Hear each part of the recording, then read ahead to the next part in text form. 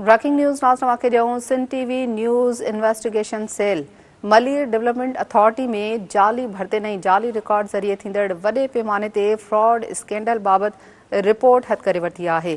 हथायल सरकारी जांच रिपोर्टनि मूजिबि ज़हूर ख़ान खे 11 जून 2008 ते असिस्टेंट डिस्ट्रिक्ट ऑफिसर BPS 16 तौर बिना कंहिं इश्तहार टेस्ट या इंटरव्यू ऐं मजाज़ अख़्तियारनि जी मंज़ूरी तोड़े भर्ती जी क़ानूनी क़ाइदनि खे नज़रअंदाज कंदे नौकरी ॾिनी वई।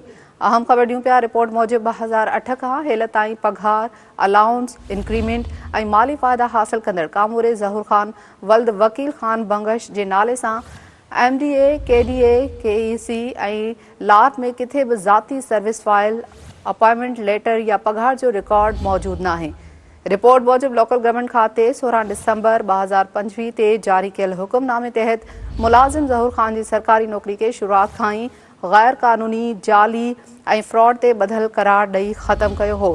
रिपोर्ट मूजिबि कामूरे ज़हूर ख़ान जो 5 मार्च 2025 ते KDA ॾांहुं उमाणियल बदिली वारो लेटर बि मुकमल तौर ते जाली हो। अहम ख़बर ॾियूं पिया अपडेट कंदा हलूं त कराची म्यूनिसिपल कॉर्पोरेशन जे senior director human resource management जे लिखत में तस्दीक मूजिबि ज़हूर ख़ान जो नालो कॾहिं बि पेरोल पघार या सर्विस रिकॉर्ड में शामिल न रहियो आहे। इन हवाले सां वधीक तफ़सील मालूम कंदासीं Sindh TV news reporter GM Khokhar Khan. GM Khokhar, आगाह कजो इन मामले जे हवाले सां वधीक कहिड़ा तफ़सील आहिनि? जी बिल्कुलु अनिला, जंहिं छिरकाईंदड़ न्यूज़ जो ज़िक्र करे रहियो आहियां उहो Sindh TV news investigation cell गुज़िरियल 2 सालनि खां हाईलाइट कंदा था अचूं।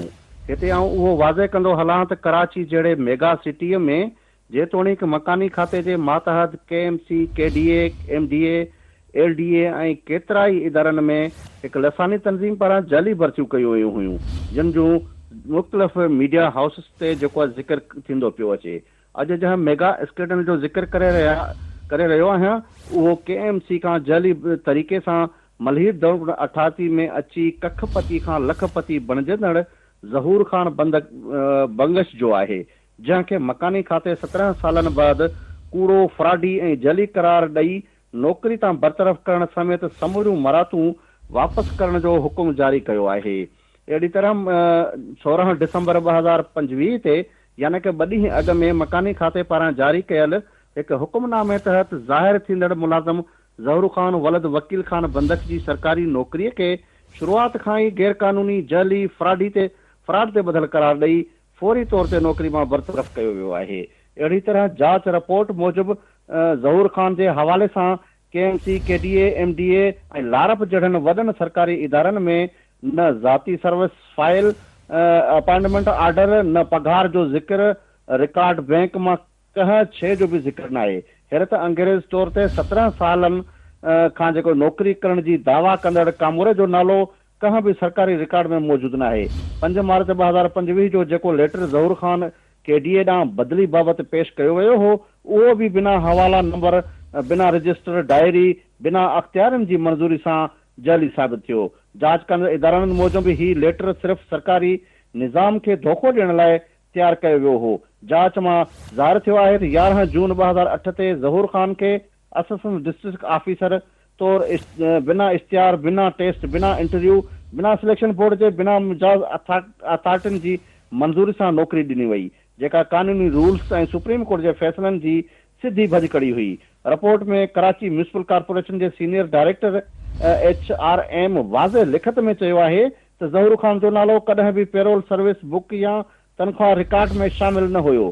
सिंध हुकूमत जे मकानी खाते पंहिंजे हुकुम में सुप्रीम कोर्ट ऑफ पाकिस्तान जे सख़्त तरीन फ़ैसिलनि जो ज़िक्र कंदे चयो आहे त जाली नौकरी कंदड़ शख़्स सरकारी उहिदे ते नाजाइज़ क़ाबिज़ हूंदो आहे। डिगी सर्विस तरक़ियूं या रिटायरमेंट बि जाली नौकरी खे नाजाइज़ नथियूं बणाए सघजनि। जैलसाज़ी साबित थियनि त बिना शुकास बि नौकरी ख़तमु करे सघिजे थी। रिपोर्ट में अख़्तियारनि जे हुकुमनामे मुताबिक़ लाॻापियल कामूरे जूं 2008 खां वठी हिन वक़्त ताईं वरितल समूरी पघारूं अलाउंस इंक्रेजमेंट ऐं सरकारी फ़ाइदा पब्लिक मनी जे फुरलट करार ॾेई मुकमल रिकवरी जो हुकुम ॾिनो वियो आहे। खाते तरफ़ां एंटी करप्शन एस्टेब्लिशमेंट खे FIR दाख़िल करण जो हुकुम ॾिने फौजदारी तहत केस दाख़िल करण जो हुकुम ॾिनो आहे। ऐं अहिड़े तरह साॻे वक़्तु नेब सिंध खे बि उहो जेको मामिलो मोकिलियो वियो आहे। जी अनिल। ठीकु आहे, वॾी महिरबानी GM खोखर इन हवाले सां तफ़सील ॾियण जे लाइ।